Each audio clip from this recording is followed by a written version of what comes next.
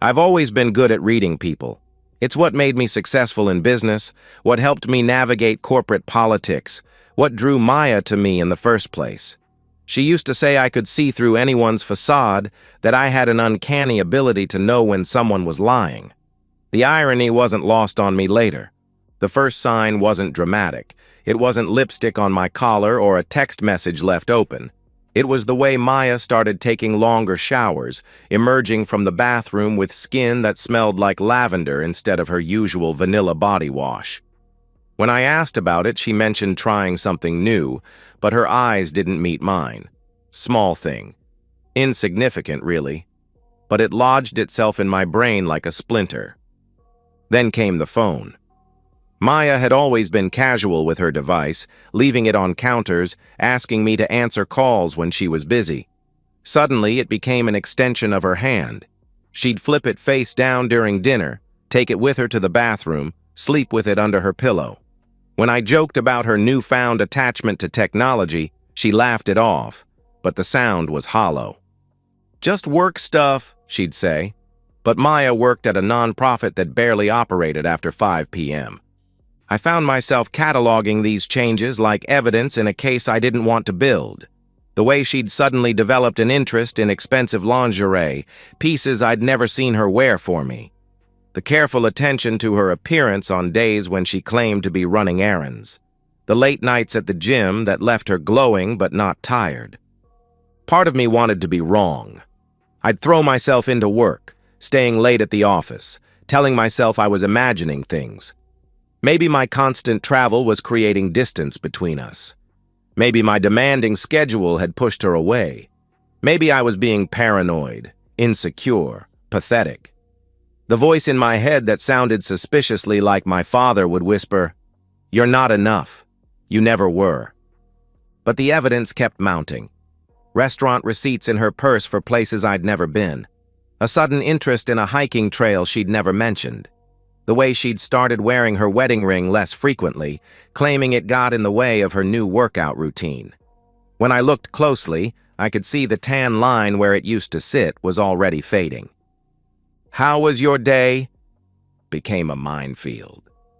Maya's answers grew more elaborate, more detailed, as if she was trying to convince herself as much as me.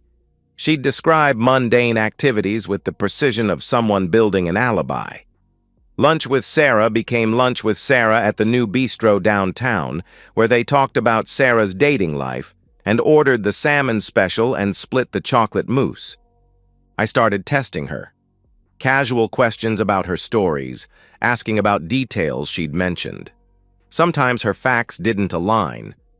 When I'd point out inconsistencies, she'd get defensive, accusing me of interrogating her, of not trusting her. The arguments that followed were vicious in their precision, each of us wielding our intimate knowledge of the other's weaknesses like weapons. "You're never here anyway," she'd say, and the words cut deep because they held truth. "When you are here, you're thinking about work. When was the last time you really looked at me?" I couldn't argue with that. Success had demanded sacrifices, and Maya had been the one paying the price. But even as I shouldered the blame, something cold and calculating in my chest whispered that her betrayal predated my neglect. This wasn't reactive. This was planned. The breaking point came on a Tuesday. I'd gotten home early, hoping to surprise her with dinner reservations at the place we'd had our first date. I found her in our bedroom, trying on a black dress I'd never seen before, her hair styled in a way that made her look younger, more vibrant. She looked beautiful, and for a moment, I felt that familiar flutter of attraction that had drawn me to her 7 years ago. "Going somewhere special?" I asked. She startled, dropping her earring. "Oh, you're home early." "Book club meeting," she said, but her eyes were already calculating, adjusting her story. "New member. Want to make a good impression?" Book club. Maya hadn't read a novel in 2 years. I smiled and nodded, kissed her cheek, and told her to have fun. But as I watched her drive away, something inside me crystallized. The doubt, the self-blame, the desperate hope that I was wrong. It all fell away, replaced by a cold certainty that felt almost like relief. I wasn't crazy. I wasn't paranoid. I was just married to a liar.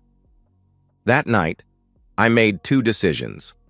First, I would stop giving Maya the benefit of the doubt. Second, I would find out exactly what she was hiding, and I would do it the way I did everything else, methodically, thoroughly, and with absolute precision. I called in sick the next day and told Maya I had a business trip coming up, a 3-day conference in Dallas, completely fabricated, but delivered with the same confident tone I used in board meetings. Her face lit up in a way it hadn't in months. "That's great, honey," she said, and I knew she was already planning how to spend those 3 days. As I watched her practically bounce with excitement, I felt the last of my emotional investment in our marriage die. Whatever Maya was hiding, whatever she was planning, she was about to discover that her husband was very, very good at his job, and my job, for the next few weeks, was going to be destroying her world with the same precision she'd used to destroy mine. The first call I made was to Derek Chen, a guy I'd known since college who now ran a corporate security firm. We'd kept in touch over the years, the kind of friendship maintained through Christmas cards and occasional drinks when business brought us to the same city. Derek specialized in corporate espionage prevention, which meant he knew all about surveillance technology and how to deploy it invisibly. "I need a favor," I said, keeping my voice steady. "Personal matter, discreet." Derek's pause told me he understood. "What kind of personal matter?" "The kind where I need to know what happens in my house when I'm not there." We met at a coffee shop downtown, the kind of place where business deals were made in whispered conversations. Derek looked the same as always, compact, efficient, with the kind of forgettable face that was probably an asset in his line of work. He slid a small black case across the table. "3 cameras," he said quietly. "Wireless, motion-activated, battery life of about a week with moderate use. Audio and video. The quality is excellent. 4K resolution, night vision capability. They're about the size of a thumb drive." I opened the case. The devices looked innocuous, like the kind of tech gadgets Maya wouldn't think twice about seeing around our house. Derek pulled out his phone and showed me the accompanying app. "Real-time monitoring, cloud storage, automatic alerts when motion is detected. You can watch from anywhere." He paused. "What's the situation?" "I think my wife is having an affair." Derek nodded. This clearly wasn't his first rodeo. "Bedroom, living room, and kitchen would be my recommendations. Most activity happens in those spaces. The bedroom one should go somewhere with a clear view of the bed, but won't be noticed during intimate moments." The clinical way he discussed it helped me maintain my composure. This was business. I was gathering intelligence, just like any other project.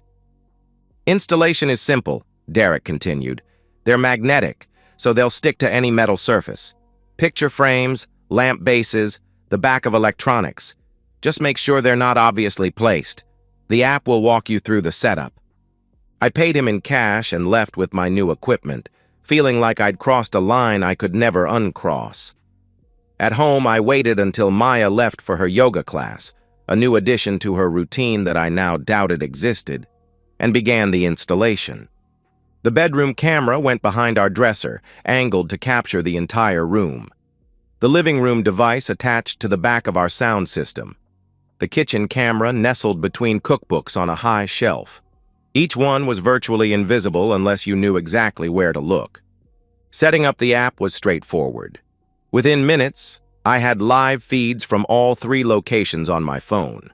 I could see our empty house in real time, the spaces where Maya and I had built our life together, now transformed into a stage set, waiting for the performance I dreaded, but needed to see. The psychological toll was immediate. Sitting in my own living room, watching myself on my phone screen, created a surreal disconnect. I was simultaneously the observer and the observed, the investigator and the potential victim. Every surface in our house now felt different. charged with the possibility of revelation. Maya came home from her supposed yoga class looking refreshed, her hair in a neat ponytail, her clothes spotless. She kissed me hello, and I found myself analyzing her behavior like a detective. Did she hold the kiss too long? Too short? Was she overcompensating or pulling away? "How was class?" I asked. "Good. Challenging. We worked on balance poses." She moved through our kitchen with fluid grace, and I wondered if she was performing for me, or if this was just how she moved when she was happy. Over the next few days, I began documenting Maya's patterns with the same attention to detail I brought to complex business deals. I created a spreadsheet tracking her claimed activities against the camera feeds. Yoga class on Monday, but she didn't leave the house. Lunch with her sister on Wednesday, but she was home by noon and spent the afternoon in our bedroom, though the camera showed her simply reading. The waiting was torture. Part of me hoped the cameras would prove my suspicions wrong, that I'd discover Maya was exactly who she claimed to be, and I was just a paranoid husband destroying his marriage through mistrust. But the larger part of me, the part that had learned to read people, knew I was about to confirm what I already suspected. On Friday, I implemented the next phase of my plan. I called Maya from the office, using my most convincing executive voice. "Bad news, honey. The Dallas conference got moved up. I have to leave tomorrow morning instead of next week." The pause was infinitesimal, but I caught it.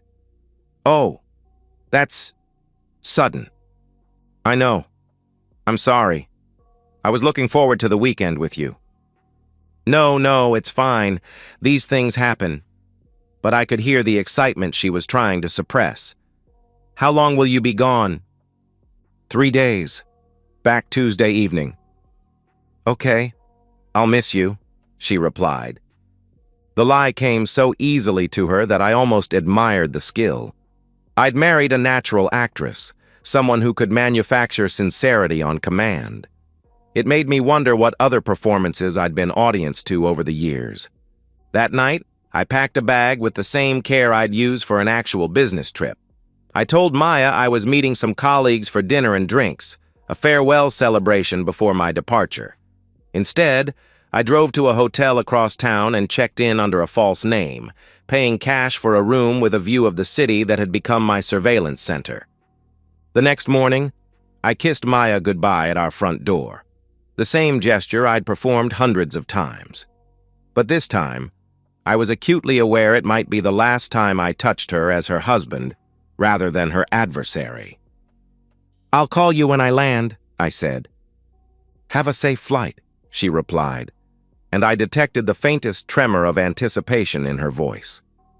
As I drove away, I watched our house recede in my rearview mirror and felt the final threads of my marriage beginning to unravel. In my hotel room, I opened the surveillance app and settled in to watch my wife's true life begin. The first day was almost anticlimactic. Maya moved through our house like any wife whose husband was out of town. She ate breakfast while reading on her tablet, did some cleaning, watched television. I found myself hoping this would be it, that my suspicions were wrong, that Maya was exactly who she appeared to be.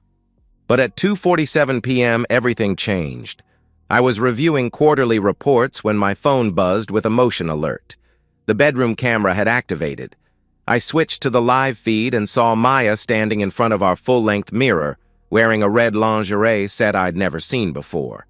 She was applying makeup with the kind of care she usually reserved for special occasions, transforming herself into a version of my wife that felt like a stranger.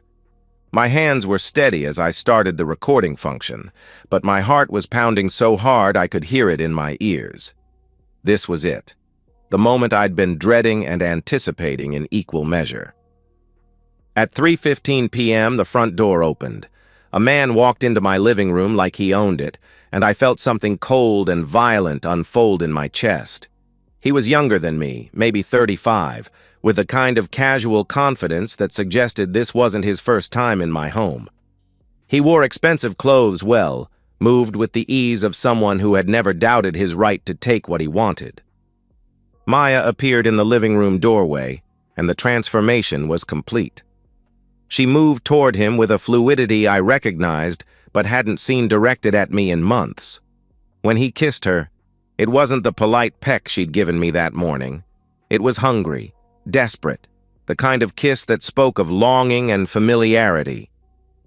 "I missed you," she said, and her voice held an intimacy that hit me like a physical blow. "3 days felt like forever," he replied, and I realized this had been going on for a while.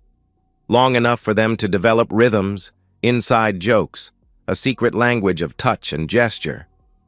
I forced myself to keep watching, to document everything. The way he helped himself to a beer from our refrigerator. The casual way he draped his jacket over the chair where I ate breakfast every morning. The comfortable silence between them that spoke of countless similar afternoons. They moved to the bedroom, and I watched my wife become someone I didn't recognize.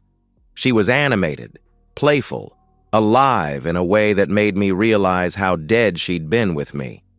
They laughed together, shared stories, touched each other with the kind of natural affection that had been absent from our marriage for months. The sex was devastating not because it was graphic, but because it was intimate. This wasn't just physical betrayal, it was emotional replacement. Maya had built an entire relationship in the space that should have been our marriage, and I was watching it unfold in real time. Over the next 2 days, I documented everything. Phone conversations where Maya called him by name, Ryan, and they made plans with the casual efficiency of an established couple. The way he knew where we kept the good wine, how he moved through our home with proprietary ease. The morning he made her breakfast using ingredients from our kitchen, and she laughed at his terrible jokes like they were the funniest things she'd ever heard. By Sunday, I had enough evidence to destroy Maya's life 10 times over. But I also had something else. A complete picture of who my wife really was when she thought no one was watching. She was happier, more vibrant, more herself than she'd been in our marriage. The realization should have been crushing, but instead, it felt like clarity. Maya wasn't just cheating on me. She was living an entirely different life, one where I was the inconvenience, the obstacle, the thing to be managed rather than the person to be loved. The marriage I'd been fighting to save had been dead for months, maybe years. I'd just been too stubborn to see it. That night, I made the call that would set everything in motion. Maya's parents lived 2 hours away, close enough for emergencies, but far enough that they rarely dropped by unannounced. Her father, Robert, was a retired military officer who'd never quite approved of his daughter's choices but loved her fiercely. Her mother, Patricia, was the kind of woman who believed in proper behavior and family honor above all else. "Robert, it's James," I said, keeping my voice steady. "I need your help with something. It's about Maya." The concern in his voice was immediate. "What's wrong? Is she hurt?" "She's in trouble. I can't explain over the phone, but I need you and Patricia to come to the house tomorrow, around 2 o'clock. It's important that you see this for yourself." "See what?" he asked. "I can't say more right now, but please trust me. Your daughter needs you," I replied. The silence stretched, and I could hear him processing the implications. Robert wasn't stupid. He'd been married for 40 years, had seen enough of life to understand what kinds of problems required parental intervention. "We'll be there," he said finally.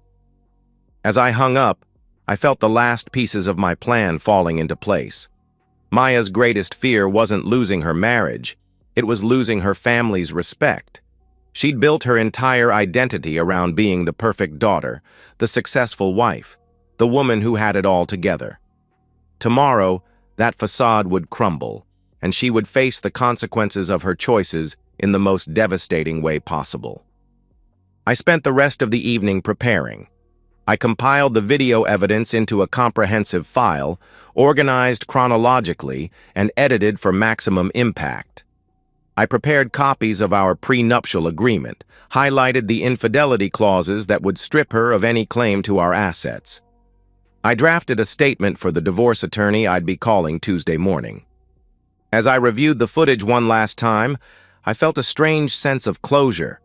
This wasn't about revenge anymore. It was about justice. Maya had made her choice, and now she would live with the consequences. Tomorrow, her world would end, and mine would finally begin. I positioned myself in the alley behind our house at 1:45 p.m., close enough to see but far enough to remain hidden. The timing had to be perfect.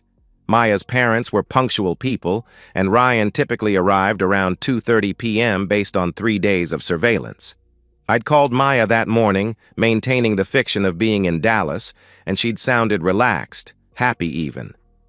"Missing you," she'd said, and I'd almost admired the effortless lie. At exactly 2 p.m., Robert's burgundy sedan pulled into our driveway. I watched my in-laws approach the front door, Patricia clutching her purse with the nervous energy of a woman who sensed crisis but couldn't identify its source. Robert's military bearing was evident even from a distance: straight shoulders, purposeful stride, the kind of man who faced problems head-on.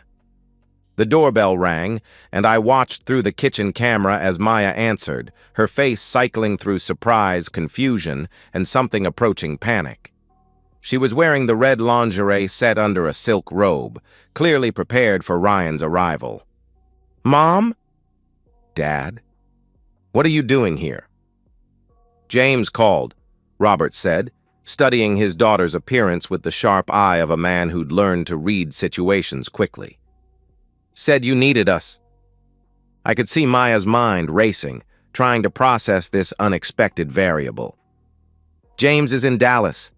I talked to him this morning." "He sounded concerned," Patricia added, her voice carrying the weight of maternal worry. "Said we needed to see something for ourselves." Maya's laugh was brittle. "I have no idea what he's talking about.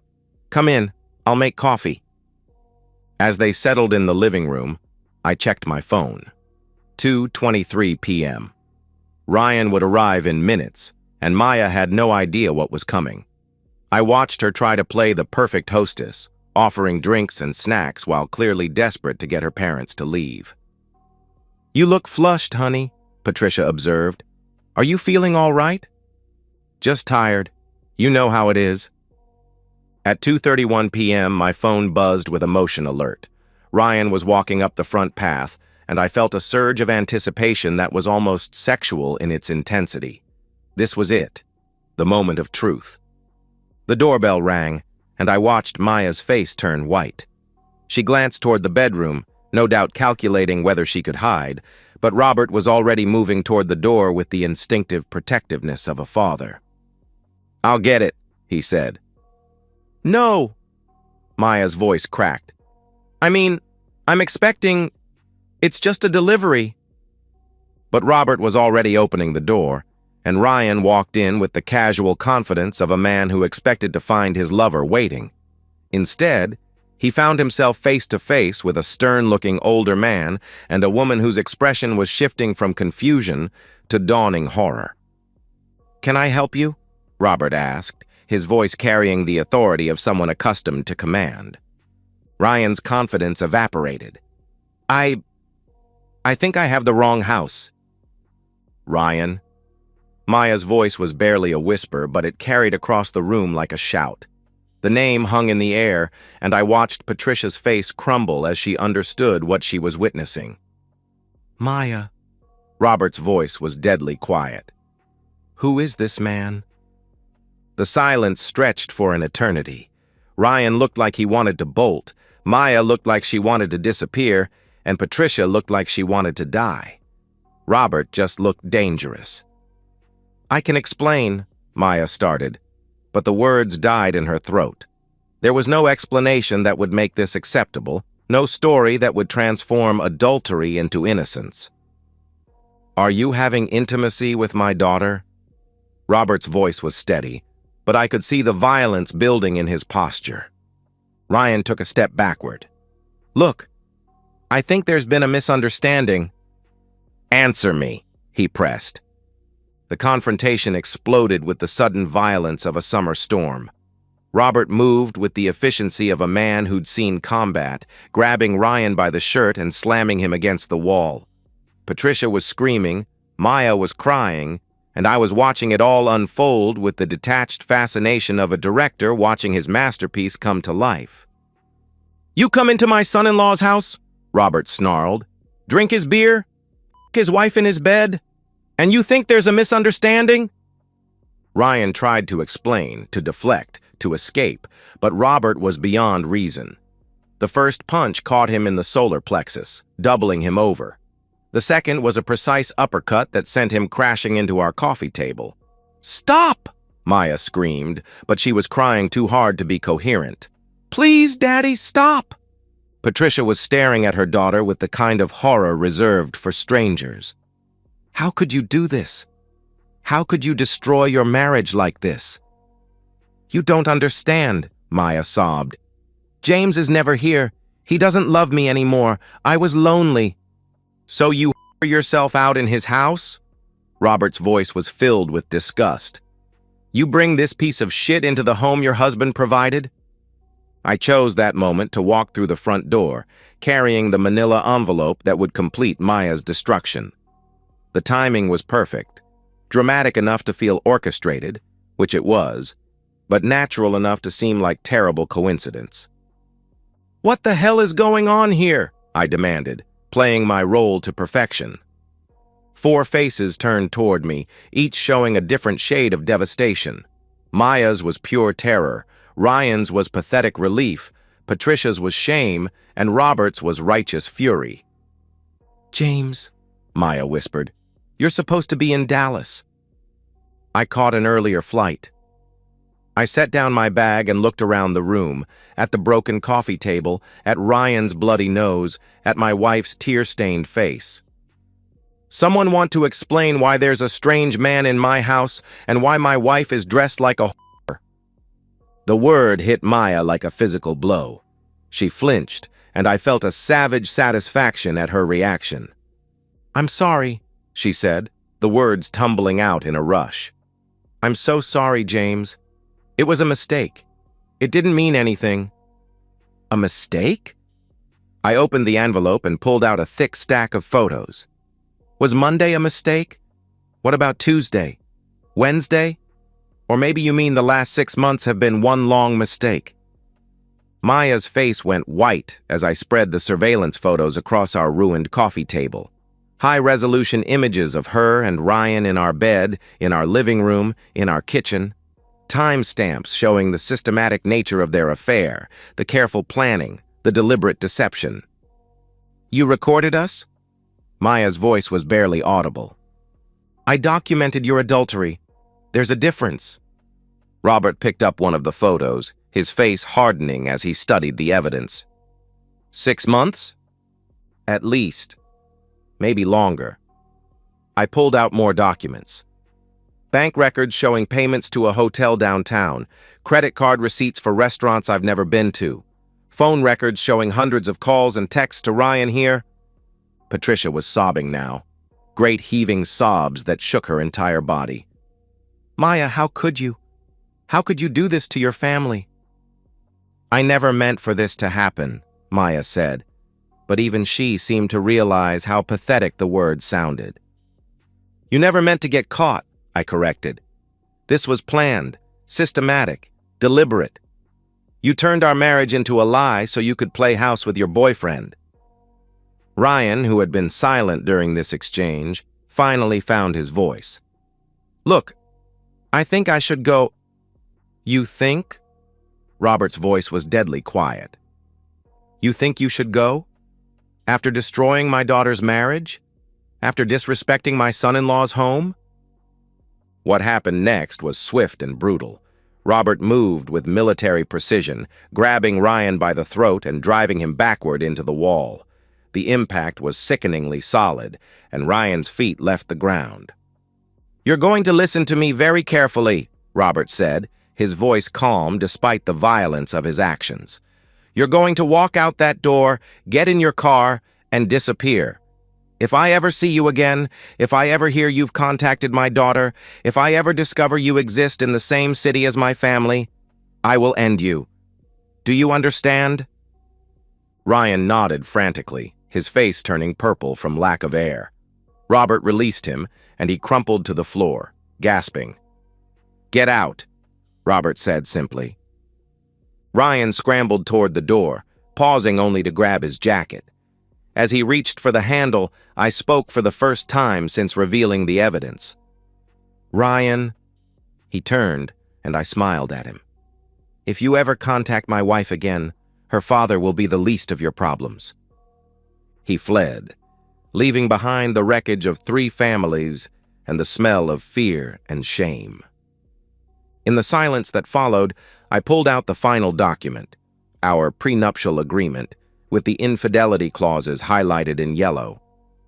"Maya," I said, my voice eerily calm, "you have exactly 1 hour to pack a bag and leave this house. According to our prenup, adultery voids any claim you have to our assets. You get nothing.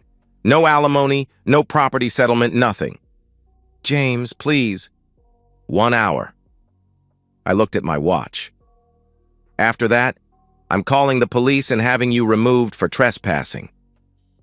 Patricia looked at her daughter with the kind of disappointment that cuts deeper than anger. "You're not welcome in our home either. Not until you figure out what kind of person you want to be." Maya's world was ending in real time, and I was the architect of its destruction. As I watched her crumble, I felt something I hadn't experienced in months, complete and total satisfaction. Justice, it turned out, was a dish best served with surveillance footage and a prenuptial agreement. The house felt different after Maya left, larger somehow, as if her deception had been taking up physical space. I stood in our living room, my living room now, and surveyed the damage. The broken coffee table could be replaced. The trust, the marriage, the life we'd built together, those were gone forever. Robert and Patricia had stayed to help clean up, but mostly they sat in stunned silence, processing the destruction of their daughter's life. Patricia kept apologizing, as if Maya's choices were somehow her fault, while Robert maintained the rigid posture of a man holding himself together through sheer force of will. "I need to ask you something," Robert said finally, his voice hoarse from the confrontation. "How long have you known?" "I suspected for weeks. I've had proof for 3 days." "Why didn't you just confront her privately? Why involve us?" he asked. I looked at my father-in-law, this man who'd served his country with honor, who'd raised his daughter to believe in right and wrong, who'd just watched that daughter destroy everything he'd taught her to value. "Because Maya's greatest fear wasn't losing her marriage," I said. "It was losing your respect. She could rationalize cheating on me, but she couldn't rationalize disappointing you." Robert nodded slowly. "You wanted us to see her for what she really is. I wanted her to face the full consequences of her choices, not just the legal ones, but the moral ones, the family ones." Patricia looked up from her tissues. "She's still our daughter, and she always will be. But she's not the person you raised her to be, and she's not the woman I married. You needed to see that." Over the next hour, we worked in companionable silence. Robert helped me move furniture, Patricia swept up the broken glass, and I began the process of erasing Maya's presence from our home. Her clothes went into garbage bags, her toiletries into boxes, her photos into storage. Maya called 6 times during that hour. I let every call go to voicemail, but I listened to each message with clinical detachment. The first was angry, accusing me of orchestrating a cruel ambush. The second was bargaining, promising to end the affair and commit to counseling. By the 6th, she was begging, crying, promising to do anything to salvage our marriage. I deleted each message without responding.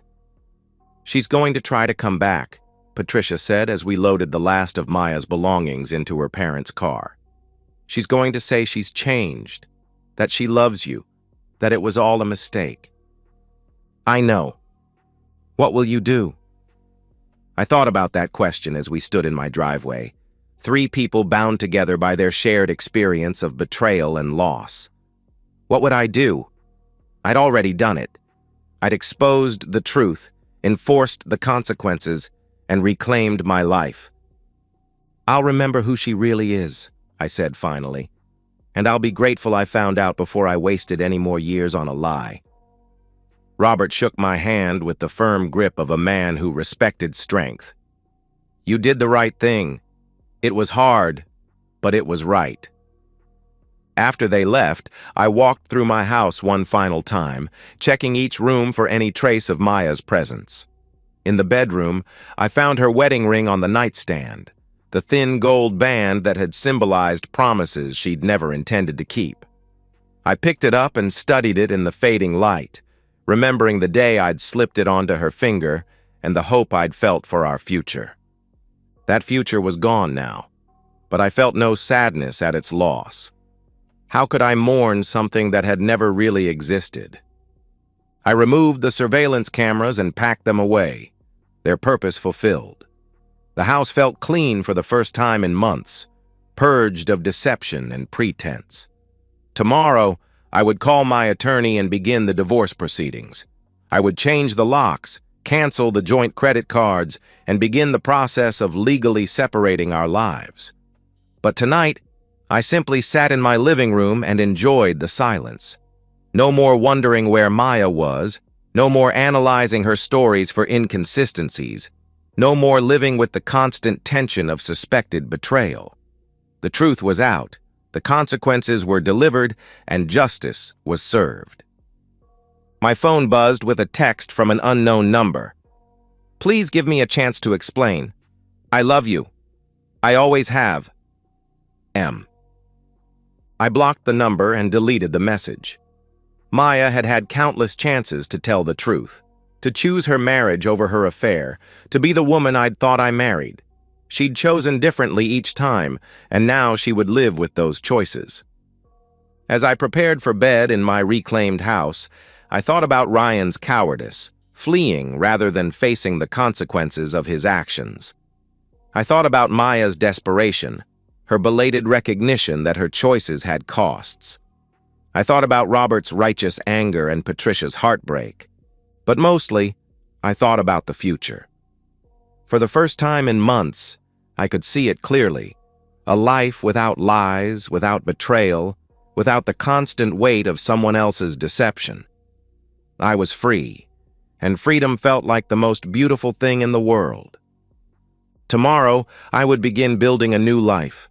Tonight, I would sleep peacefully in my own bed, secure in the knowledge that I had faced the worst and emerged stronger. Maya had chosen her path, and now she would walk it alone. Justice, I reflected as I turned off the lights, was sometimes indistinguishable from mercy. I had given Maya exactly what she deserved, the truth about who she was and the full weight of what she'd chosen. What she did with that knowledge was no longer my concern. I was done being her husband. Now I could finally be myself. And so, we've reached the end of today's story. Was it what you expected, or did it take a twist you didn't see coming? I'm curious to hear your thoughts. Share them in the comments below, and let's get a conversation going. If this story kept you hooked, make sure to hit that like button. And if you're new here or just haven't subscribed yet, now's the perfect time to join our community. I bring you fresh, captivating stories every day, so click that subscribe button and turn on notifications so you never miss out. Thanks for watching, and I'll see you in the next one.